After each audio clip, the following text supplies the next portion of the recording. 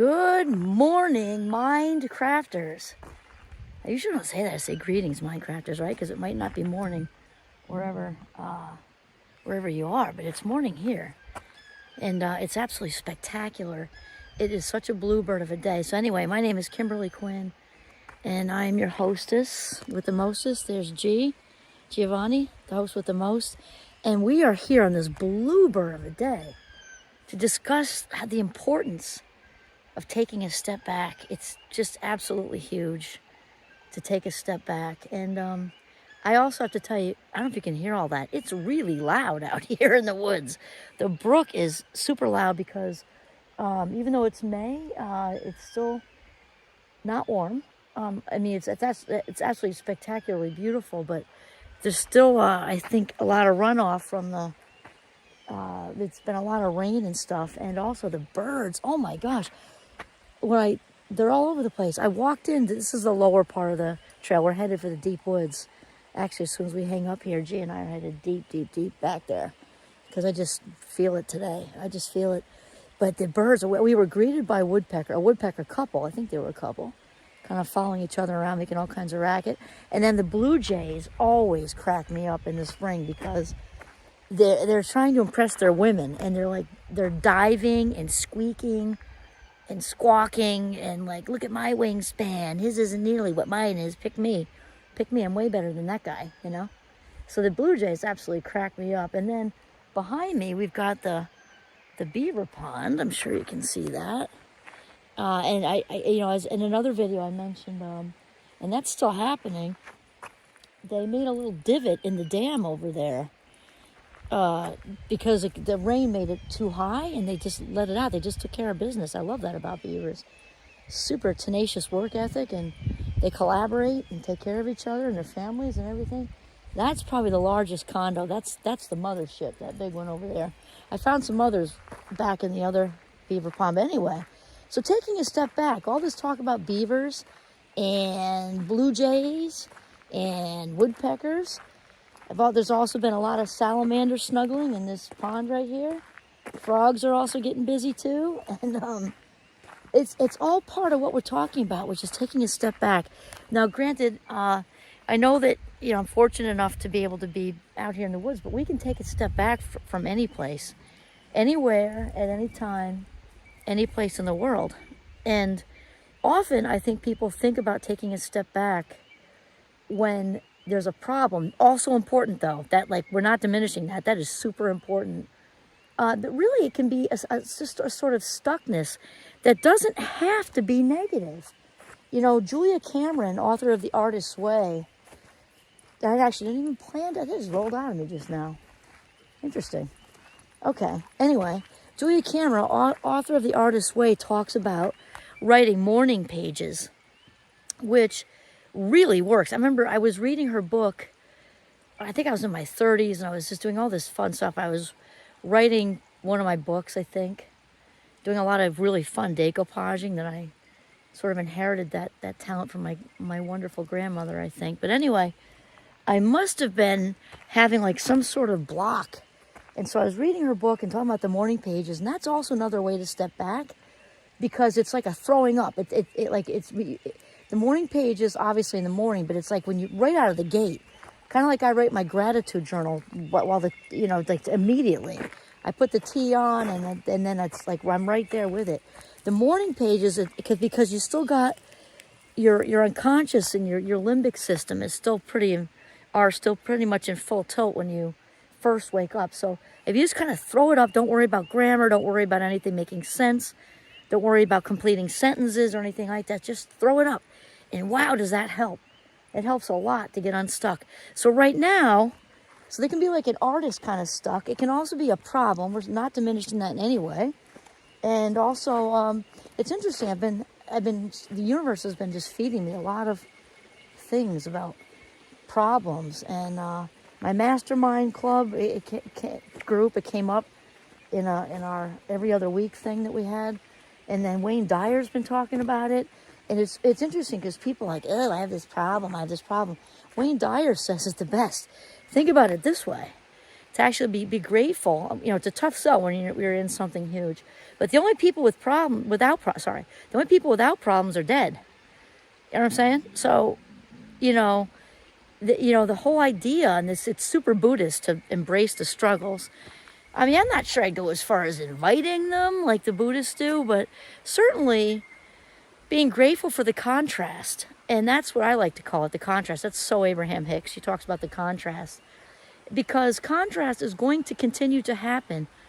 God, the woodpeckers are so loud. Wonderfully loud.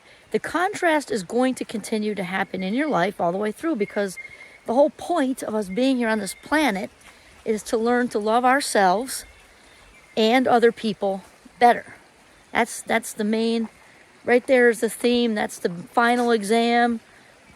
That's the big enchilada, right? And so there are going to be series, is that a word? Series. Anyway, there'll be a series of quizzes throughout your entire life, and my entire life, and everybody's entire life, because that's how it goes.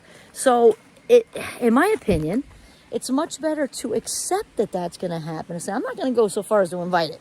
Just accept that it's going to happen. Like a lasagna noodle. Like you're up here, you have just got an award, you got a promotion, you just had a baby, your son or daughter just got married, or you're about to get married, depending on everybody's life stages, and you just celebrate all that good stuff. And then you're going to have, stuff happen, and then to really realize that contrast also, like sometimes we didn't get the promotion, may have even gotten canned. And that's a tough sell to say, well, embrace the contrast when you just lost your job. But in reality, when you look back at it, and you look, because the dots always connect when we look back at them. Oh my gosh, if I wouldn't, like I tell like my students when they take an extra year, and I don't disclose it unless, they're all upset, and why do I need an extra year? I say, you know what? I tell the story about this guy I was dating. He was a year younger than me, dating in college, and we started dating at the end of my first senior year. Then they start to get it, and I ended up staying an extra year for a couple reasons. I added my psychology major to my pre-med major, and big news, I kind of flagged biochemistry, which was super important at that time. And so I ended up taking an extra year, and since we just started dating, so it gave us an extra year with my then boyfriend, now husband of 30 whatever years. I'm not so good with the math. 30 whatever years, and 5 fabulous young adult children.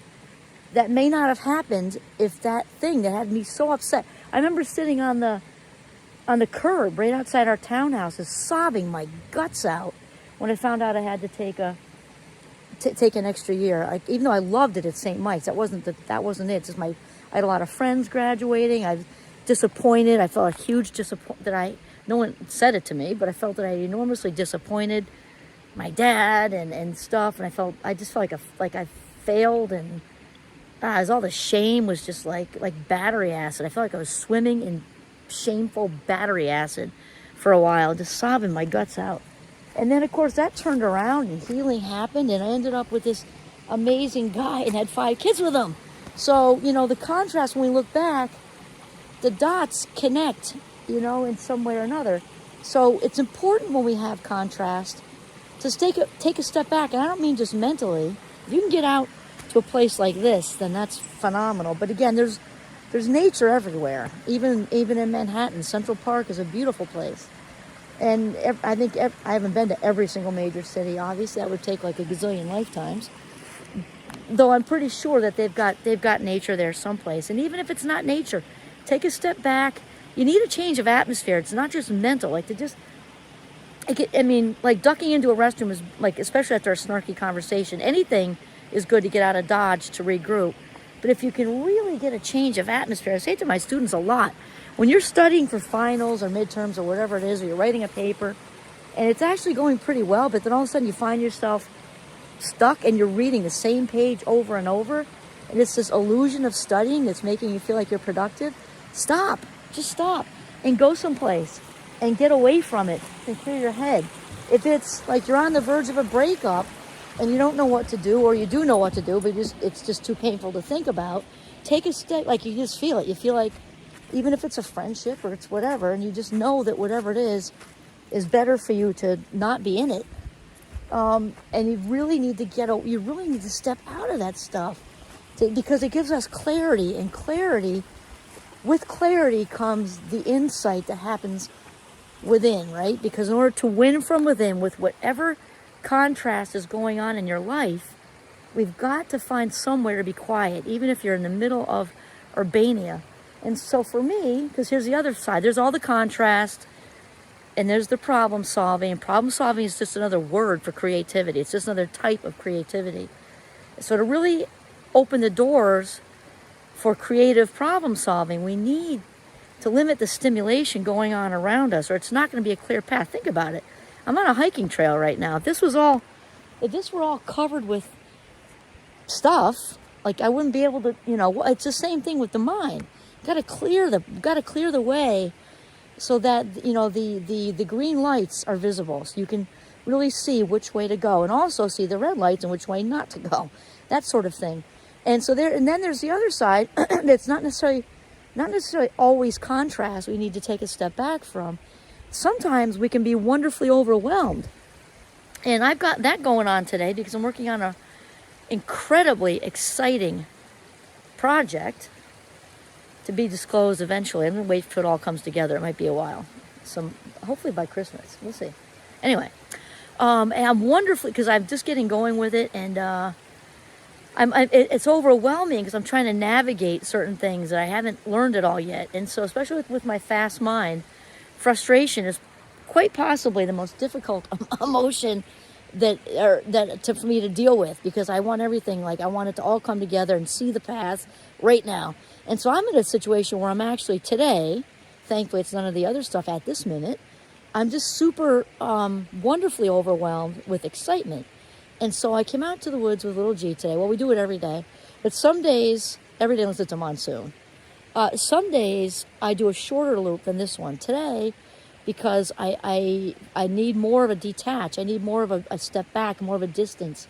We're doing the whole loop because I need to really just, as soon as we hang up here, I wanted to share this with you because it's totally authentic, and that's like what I do. It's just rolling out of me.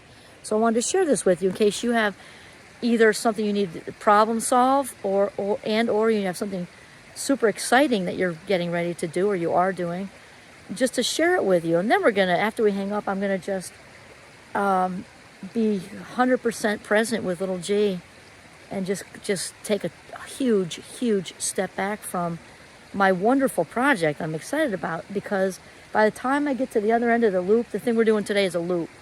It's up, and then it's over, then it's spectacular view of Jay Peak, and then it's down again. We are going to walk right through bear territory, but I'm thinking they're sleeping at this time of day, hopefully. Anyway, so that is my plan.